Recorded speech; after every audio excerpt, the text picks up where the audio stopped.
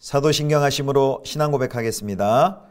전능하사 천지를 만드신 하나님 아버지를 내가 믿사오며 그 외아들 우리 주 예수 그리스도를 믿사오니 이는 성령으로 잉태하사 동정녀 마리아에게 나시고 본디오 빌라도에게 고난을 받으사 십자가에 못 박혀 죽으시고 장사한 지 사흘 만에 죽은 자 가운데서 다시 살아나시며 하늘에 오르사 전능하신 하나님 우편에 앉아 계시다가 저리로서 산자와 죽은 자를 심판하러 오시리라.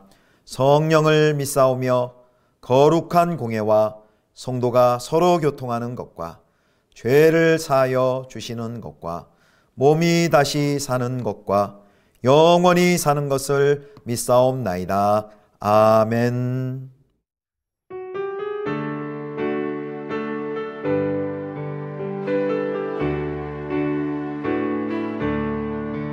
예수가 함께 계시니 시험이 오나 겁없네. 기쁨의 근원 되시는 예수를 위해 삽시다.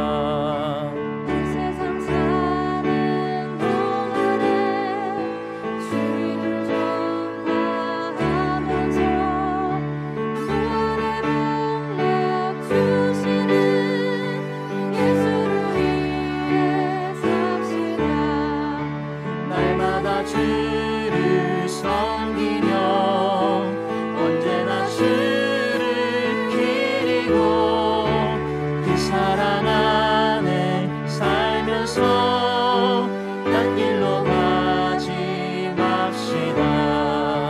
이 세상 친구 없어도 예수는 나의 친구니 불의한 일을 버리고 예수를 위해 삽시다. 날마다 주를 섬기며 언제나 주를 기리고 그 사랑 안에 살면서 딴 길로 가지 맙시다. 주께서 심판하실 때 잘했다 칭찬하리니 이러한 상급 받도록 예수를 위해 삽시다. 날마다 주를 섬기며 언제나 주를 기리고 그 사랑 안에 살면서 딴 길로 가지 맙시다.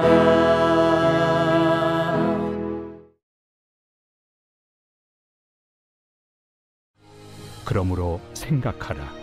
너희는 그때 육체로는 이방인이요 손으로 육체에 행한 할례를 받은 무리라 칭하는 자들로부터 할례를 받지 않은 무리라 칭함을 받는 자들이라. 그때 너희는 그리스도 밖에 있었고 이스라엘 나라 밖의 사람이라. 약속의 언약들에 대하여는 외인이요 세상에서 소망이 없고 하나님도 없는 자이더니 이제는 전에 멀리 있던 너희가 그리스도 예수 안에서 그리스도의 피로 가까워졌느니라. 그는 우리의 화평이신지라. 둘로 하나를 만드사 원수된 것 곧 중간에 막힌 담을 자기 육체로 허시고 법조문으로 된 계명의 율법을 폐하셨으니 이는 이 둘로 자기 안에서 한 새 사람을 지어 화평하게 하시고 또 십자가로 이 둘을 한 몸으로 하나님과 화목하게 하려 하심이라. 원수된 것을 십자가로 소멸하시고 또 오셔서 먼 데 있는 너희에게 평안을 전하시고 가까운 데 있는 자들에게 평안을 전하셨으니 이는 그로 말미암아 우리 둘이 한 성령 안에서 아버지께 나아감을 얻게 하려 하심이라. 그러므로 이제부터 너희는 외인도 아니요 나그네도 아니요 오직 성도들과 동일한 시민이요 하나님의 권속이라. 너희는 사도들과 선지자들의 터 위에 세우심을 입은 자라. 그리스도 예수께서 친히 모퉁이 돌이 되셨느니라. 그의 안에서 건물마다 서로 연결하여 주 안에서 성전이 되어가고 너희도 성령 안에서 하나님이 거하실 초소가 되기 위하여 그리스도 예수 안에서 함께 지어져 가느니라. 성도 여러분, 좋은 아침입니다. 오늘도 하나님의 은혜와 평강이 가득히 넘치는 복된 한 날 되시기를 축복합니다. 오늘은 에베소서 2장 11절에서 22절 말씀으로 십자가로 이룬 평화라는 제목으로 함께 하나님 말씀 묵상하겠습니다. 어제는 에베소서 2장 1절에서 10절 말씀을 통해서 예수 안에서, 예수 그리스도 안에서 행해진 놀라운 일들을 우리가 묵상했습니다. 이제 오늘 본문에서는 그렇게 그리스도의 화목하게 하시는 사역의 결과가 구체적으로 공동체에 어떻게 나타났는지를 이제 보여줍니다. 그래서 구원받기 전 그리고 구원받기 후에 성도의 정체성을 그 이방 성도들에게 좁혀서 설명을 해줍니다. 에베소서가 사도 바울의 신학의 정수다라고 하는데요. 그렇다면 2장 11절에서 12절 이 말씀은 그 에베소서의 정수다라고 할 정도로 매우 중요한 본문이 바로 오늘 에베소서 2장 11절에서 22절까지의 본문입니다. 먼저 그리스도를 알기 전의 상태에 대해서 2장 11절과 12절에 나타납니다. 자, 11절 말씀입니다. 그러므로 생각하라. 너희는 그때에 육체로는 이방인이요 손으로 육체에 행한 할례를 받은 무리라 칭하는 자들로부터 할례를 받지 않은 무리라 칭함을 받는 자들이라. 이방 성도들을 향해 그때를 생각하라 이렇게 명령으로 단락을 시작합니다. 그러니까 에베소 교회 성도들 이전에 예수님 믿기 전에 그 구원받기 이전의 상태를 기억하라 라고 말씀하시는 것이죠. 어제 본문의 2장 1절에서 3절까지는 인간의 보편적인 상태에 대해서 언급을 했는데 오늘 본문은 이제 이방인의 현실로 그 범위를 좁혀서 구체화합니다. 그리고 이제 2장 11절 보면은 이런 구조가 있어요. 그때에 그리고 이제는 이렇게 이 구조를 사용해서 먼저 예수님 믿기 전 그 이전의 상태를 먼저 이야기를 합니다. 그래서 사도 바울은 먼저 하나님의 구원 역사 속에서 그 이스라엘이 가지고 있었던 그 특권과 관련해서 그때에 이방인들은 얼마나 그 특권에서부터 멀어져 있었는가를 설명을 합니다. 그리스도 밖에 있을 때, 그게 그때죠. 그 이방인들의 모습을 상기시켜 줍니다. 계속해서 그래서 12절 이렇게 보면 유대인의 시선에서 이방인은 육체와 관련해서는 할례 없는 자였습니다. 유대인에게 할례는 아브라함의 후손됨, 자녀됨의 중요한 특징이죠. 하나님의 언약 백성의 외적인 표시입니다. 따라서 무할례는 선택받지 않음을 의미합니다. 그래서 12절에 보면 그들을 한마디로 이렇게 얘기합니다. 그들은 그리스도 밖에 있었다. 즉 그리스도와 상관없었다라고 말합니다. 그리고 12절 계속해서 이스라엘 나라 밖이라는 표현도 있고요. 언약들에 대하여는 외인 이런 표현은 전부 완전히 분리된 상태를 의미합니다. 그들은 언약 백성에게 허락된 하나님 안에서의 복과는 아무런 상관이 없는 자들이었습니다. 그렇기 때문에 약속의 언약과 아무런 관계가 없었고 모든 소망이 단절된 상태였습니다. 그런 운명의 결국은 당연히 죽음이고 심판이죠. 자, 그런데 13절에 대반전이 일어납니다. 13절부터 이제 18절까지 그리스도가 가져오신 평화에 대해서 설명을 하는데요. 자, 13절 말씀 봅니다. 이제는 전에 멀리 있던 너희가 그리스도 예수 안에서 그리스도의 피로 가까워졌느니라. 11절에는 그때에 했는데 13절에는 이제는 이라고 있죠. 그리고 이제는 이라는 그 다음에 한글 개역성경에는 번역을 안 했는데 그 헬라어 때라는 그러나 라는 그런 단어가 있습니다. 새로운 운명이 시작이 되었다는 것이죠.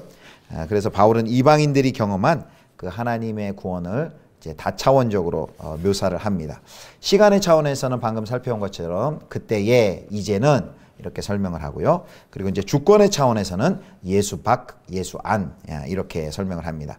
그때는 예수 밖에 있는 성도들, 예수 밖에 있었던 이방인들이 이제는 예수 안에 있다라고 대조해서 설명을 하고 있는 것이죠.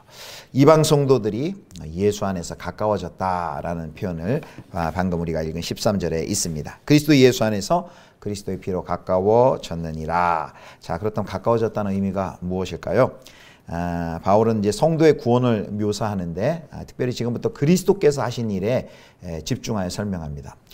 그 키워드는 바로 평화입니다. 그래서 그리스도께서 하신 일이 수평적인 일과 이제 수직적인 일로 설명이 되는데, 먼저 14절과 15절은 수평적으로 그리스도께서 행하신 일을 설명합니다. 자, 14절, 15절 말씀 봅니다.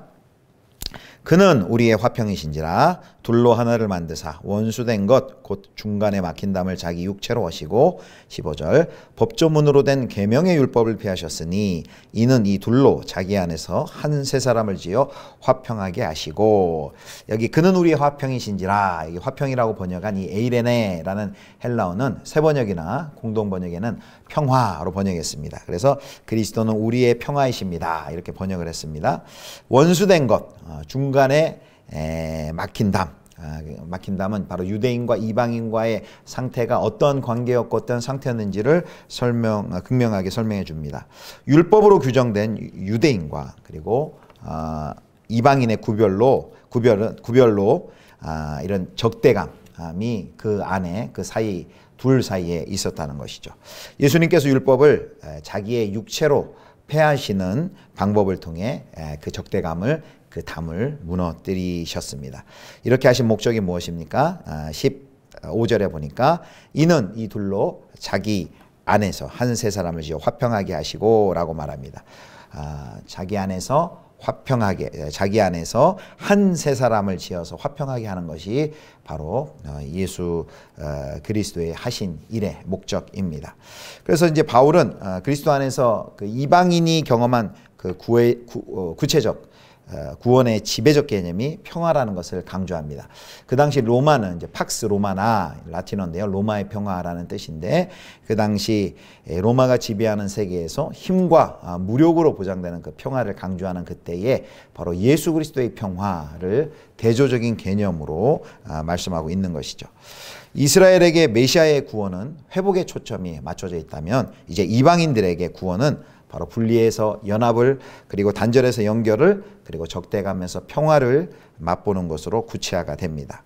자, 이렇게 함으로써 예수님은 바로 유대인도 그리고 이방인도 아닌 한 세 사람을 만드셔서 더 이상 구별과 차별이 없게 하겠다는 것입니다. 이게 바로 그리스도께서 하신 그 수평적인 일이고요. 이제 16절과 18절까지는 이제 수직적인 차원에서 그리스도께서 하신 일을 이야기합니다. 두 번째로는 이제 하나님과 화목하게 되고 이제 아버지께 나아감을 얻게 되어 하나님과 가까워졌다라고 설명을 합니다. 자, 16절 보겠습니다. 16절 말씀. 또 십자가로 이 둘을 한 몸으로 하나님과 화목하게 하려 하심이라. 원수된 것을 십자가로 소멸하시고. 자, 이게 그의 십자가를 통해 이 둘, 즉 유대인과 이방인을 한 몸으로 하나님과 화목하게 하셨다. 수직적 차원이죠. 하나님과 화목하게 하셨다. 자, 그렇다 보면 아까 14절과 15절에 나오는 그 유대인과 이방인의 담이 무너지는, 적대감이 사라지는 수평적인 차원, 그리고 16절에서 18절에 그 하나님과 화목하게 되는 수직적인 차원, 모두 다 누구로 말미암음 때문입니까? 바로 예수 그리스도로 말미암음이지요. 자, 이제 17절에는 이제 이사야 57장 19절을 인용합니다. 자, 17절 말씀 봅니다.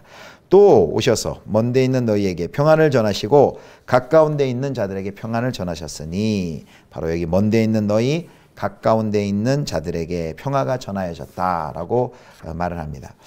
여기 평화는 이제 수직적인 평화를 얘기하죠. 하나님과 사람과의 그 화목을 이야기합니다.